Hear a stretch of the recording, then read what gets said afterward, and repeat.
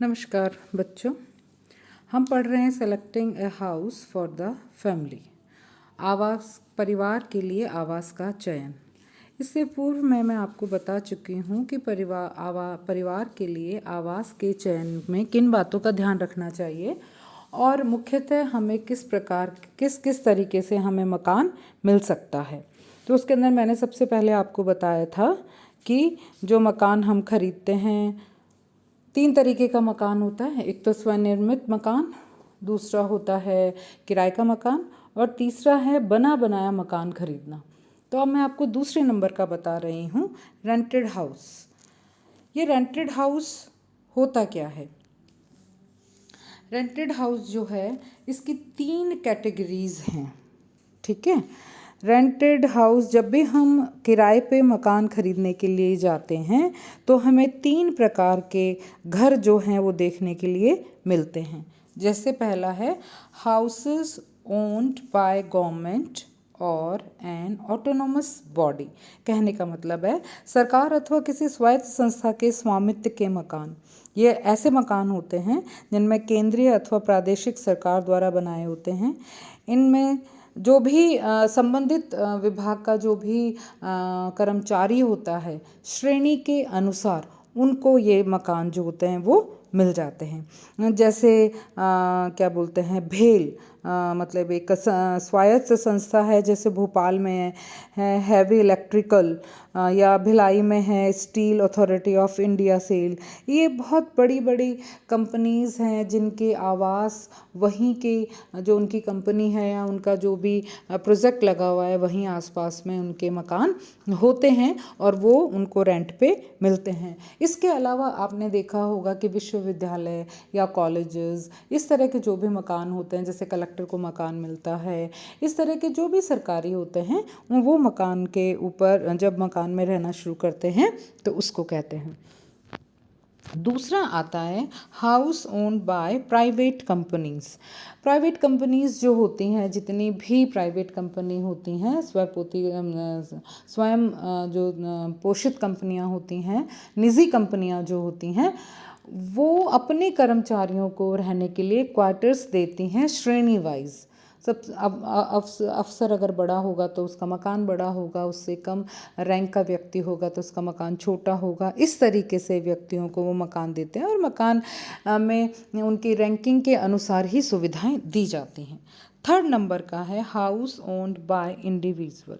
Individual से मतलब है कि जो भी अक्सर जब हमें इस तरीके के एरियाज़ में मकान नहीं मिलते हैं, जैसे प्राइवेट कंपनी का जो अपना एरिया है उसमें अगर हमें मकान ना मिले, या हमें गवर्नमेंट क्वार्टर्स ना मिलें, या हमें कोई ऑटोनॉमस बॉडी की जो संस्था है उसका हमें मकान ना मिले, तो हम उससे बाहर जब ढूंढते हैं तो जिस भी किसी व्यक्ति का व्यक्तिगत मकान के अंदर जब हम रहते हैं तो उसको हम कहते हैं हाउस ओन्ड बाय इंडिविजुअल।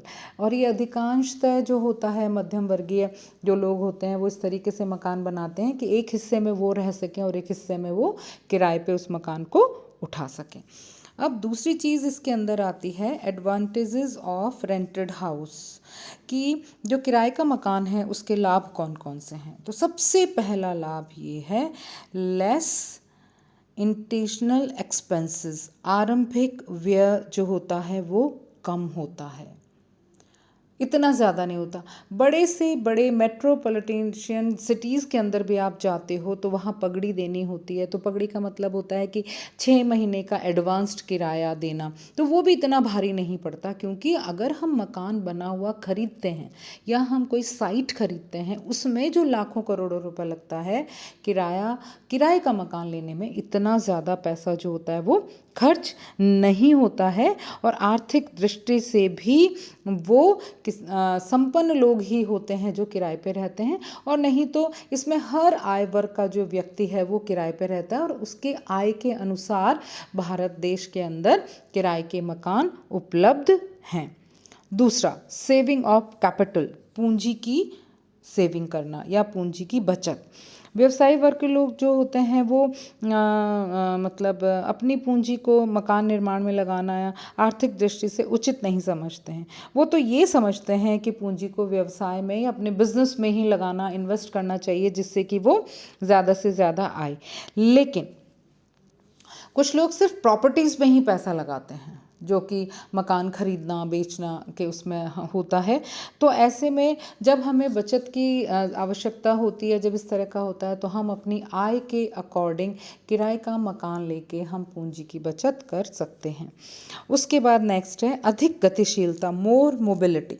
अधिक जो गतिशीलता है, इसके अंदर ये होता है कि निजी मकान से ज़्यादा किराए के मकान में मोबिलिटी जो होती है वो ज़्यादा आसान और इजी होती है। कैसे कि हम किराए के मकान में जब चाहो तब लॉक लगाया और हम कहीं भी घूमने के लिए निकल जाते हैं, या हम लंबे सफ़र पे या लंबे टाइम के लिए भी हम बाहर रह सकते हैं, जबकि निजी मकान में नहीं, क्योंकि जो रेंटेड मकान होता है उसी के बीच में उसका अगर मालिक रह रहा है तो हमें ज़्यादा दिक्कत नहीं आती है। उसके बाद है उत्तरदायित्व में कमी। नेचुरल है कि लेस रिस्पॉन्सिबिलिटीज़ है, क्योंकि निजी स्वामित्व का मकान जो होता है उसके अंदर तो हमें बराबर देखभाल करनी होती है। हर 5 साल बाद उसकी रिपेयरिंग कराना, टूट फूट ठीक कराना, हर साल उसमें जो भी कुछ नल टैप ख़राब हो गया है, पानी की फिटिंग, बिजली की फिटिंग, इन सब चीज़ों को चेक करते रहना, और जो भी कोई लैक्यूनाज है उनको हम दूर करते रहते हैं। इसके अलावा अगर हम किराए में रहते हैं तो हमें इस तरह के धन की एक तो व्यय नहीं करना पड़ता कि हमें नल ठीक कराना है तो हम कराएं, क्योंकि ये मकान मालिक का काम होता है। दूसरी चीज़ है हम इन उत्तरदायित्वों से बचे रहते हैं। नेक्स्ट है स्थानांतरण की स्थिति में अधिक सुविधा, more convenience in case of transfer. कर्मचारी की नौकरी जिस प्रकार की होती है, जहाँ की होती है, जहाँ ट्रांसफ़र हो जाता है, चला जाता है, और स्थानांतरण रहते ऐसी नौकरियाँ और निजी कंपनियों में होती हैं जिनके अकॉर्डिंग कि मकान जो है, किराए का मकान एक शहर से दूसरे शहर में मिलना आसान भी होता है और सेटल करना भी आसान होता है।